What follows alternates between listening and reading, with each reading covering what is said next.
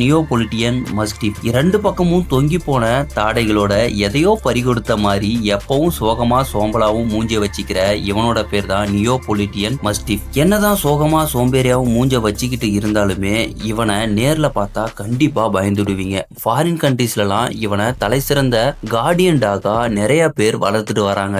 ஏன்னா இவன் கன்னி வெடி மாதிரிங்க. வீட்டுக்கு வெளியே சோம்பலா படுத்துக்கிட்டு இருக்கும்போது சப்போஸ் வீட்டுக்கு யாராவது புதுசா வந்துட்டாலோ திருடனுங்க வந்துட்டாலும் பொறுத்தது போதும் பொங்கியடா கைப்புள்ளன்ற மாதிரி சும்மா பாஞ்சு போய் எதிரில் நிற்கும் பாருங்க. அதோட பார்வையிலேயே பாதி பேர் நின்ன இடத்துல உச்சா போயிடுவாங்க. இதோட பைட் ஃபோர்ஸ் 550 PSI. இதுவுமே ஹை பைட் ஃபோர்ஸ் கொண்ட டாக் தான். அவ்வளோ சீக்கிரம் யாரையுமே அட்டாக் பண்ணிடாதுங்க.